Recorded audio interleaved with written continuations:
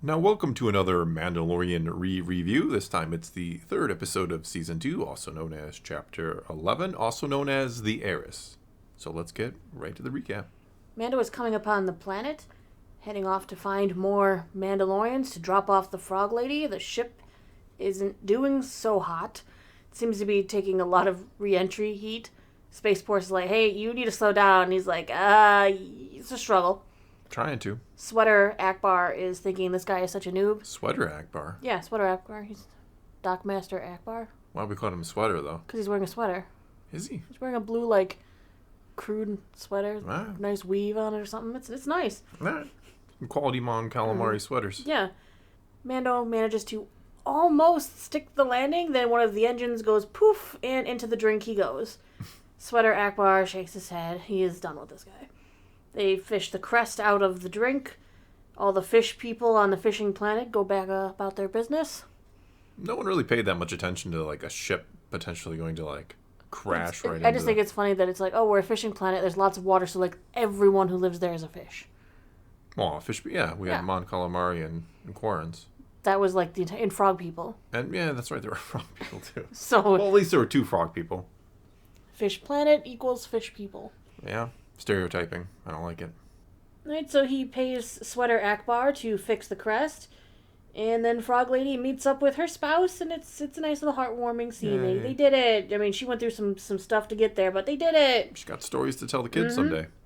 The ones that didn't get eaten by Grogu. So her husband directs Mando to the nearby inn to talk to some people about Mandalorians, while a mysterious figure watches on. Ba-ba-bum, I'm not a fish person. The barkeep gets Grogu some food that tries to eat him, and then goes to talk to some other folks who apparently know about Mandos. Some Quarrens, yeah. Everybody knows about Mandos. More popular than the Jedi. I think we've covered that before. Captain Quarren then comes on over, and he goes, hey, I'll take you out on my boat to the Mandos. You just gotta come on my boat for a while. Just come on. Don't worry about it. Just come on the boat. Come on the boat. Nothing sketchy here. Just come on the boat. So, on to the open sea, where the captain asks if the kid wants to see them feed some weird creature they keep in the hull. Sure. Why not? Then Captain Shady throws Grogu, pod and all, into the hull, and the creature comes up and eats it.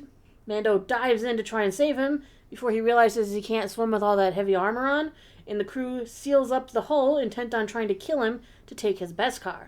When all seems lost, the Mandalorians show up. Woohoo! They start kicking butt. We get some awesome music and an action sequence. Then their leader, who we all know as bo-katan, saves Mando. Mando then is like, no, save the child. He's in there. Casca jumps in and saves Grogu, but once again, the pod is broken. And that's when the helmets come off, and now Mando's trust meter is like, nope, shady. These guys, I don't trust Where'd people. Where'd you get that armor? Nope, who are you? And Bo tells him that the armor's been in her family for generations, and they don't cover their faces. And so Mando's like, well, then you're not Mandalorian. And they're like, oh, it's one of these guys. Oh, it's one of them. Mm-hmm. Mando is a child of the Watch, a group of zealots who broke away from Mandalorian society, whose goal is to reestablish the ancient way, the way of the Mandalore. Yeah. I'm assuming the child of the Watch, I'm assuming that they split off from before the Purge. Watch? Yeah. I mean, remember, she came back from Death Watch, but not all of them did. No. A lot of them joined up with Maul and then got defeated, and there was a splinter faction. Death Watch was initially under Pre Vizsla, and then Pre Vizsla was killed by Maul, and half of them went with Maul, and the other half went with bo-katan. Yes, so the half that went with Maul, who must have been disgraced and defeated, some of them survived, and they started gathering up foundlings and reestablishing the true way of the Mandalore. Perhaps, yeah. I guess. I don't know. Maybe we'll hear some more of that. I'm hoping, I hope we get more explanations, because there are a lot of questions about why. It does explain why there's still a Vizsla with them. Yeah, it does. Mm-hmm. Paz wants to be like Pre. Paz and Pre. Mando's like, well, I don't trust you guys, and he leaves them, and he heads back to town, where he gets cornered by the brother of Captain Shady. Cornered by Quarrens? Yep. Corner. And they want to kill him because, you killed my brother. And then Bo-Katan shows up and she goes, nah, I killed him, and I kill all you too. And then she's like, Mando, let's go have a drink. He's like, you really can't see it. You know he's doing an eye roll. He's like, Oh, yeah, okay, because you guys will take your helmets just, off. Shove a straw up under there. They have special Mandalorian straws for that. There should be. It's like a... Party's got to be really boring with those guys. It's like one of those silt suit from Dune. Yeah. Little hidden straw. Just get a straw up in there. It's fine. Oh, boy. Well, it turns out that they want his help to attack a man named Trask, who is, as they put it, like selling items, and he was involved in the Purge, and they want revenge, and she wants to retake Mandalore, but Mando doesn't believe Mandalore can be saved because his teachings say the place is cursed, and he's done with Mandalore. And he's like, but I do need to find a Jedi, and by creed, you should tell me where a Jedi is. And Bo's like, yeah, I can lead you to a Jedi, but you've got to help us. You know, it's a little tit for tat here. Yeah. Mando once again finds a babysitter without any problems, stops by the fish family. Sorry, the frog family. Telling them that Grogu needs someone to look after him. And he's like, hey, Grogu, be respectful. You know, don't do that thing we've talked about. Yeah. Or whatever comes out of the eggs. And little Grogu even sees my little tadpoles hatch. Yep. He's like, aw, yay. That's what I was eating. Oops. Back to Mando group. The freighter, their target, takes off, and the Mandalorians invade it, fighting off stormtroopers. More badass bo-katan action moments following the squad as they fight and kill everything on their way to take the ship. Like, fighting off stormtroopers is an exaggeration. The stormtroopers are about as useless as... Or maybe just they look more useless because they're up against Mandalorians? Yes, I get that, but at the same time they look about as useless as usual, I guess. But Trask starts the ship, climbing through the atmosphere early as he wants to get high enough to jump to hyperspace. The squad, meanwhile, is making their way towards the cargo bay.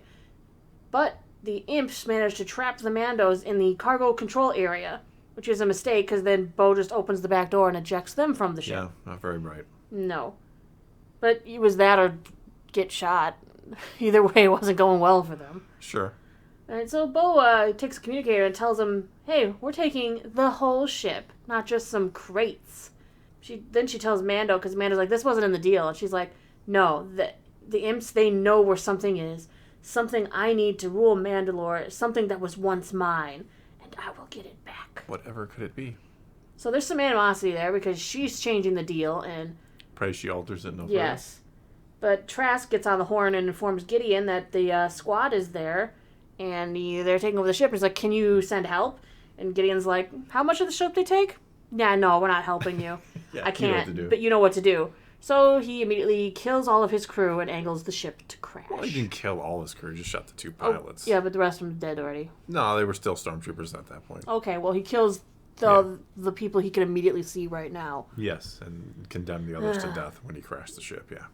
Bo's team is getting pinned down by stormtroopers. So that's when Mando steps up to get the job done. By stepping up, we mean he becomes the human pincushion. He's really good at that. He's really good at getting shot in the Beskar. The integrity of his Beskar is just better than everyone else's. Yes. Then they manage to reach the cockpit. They save the ship from crashing into the drink. Yep.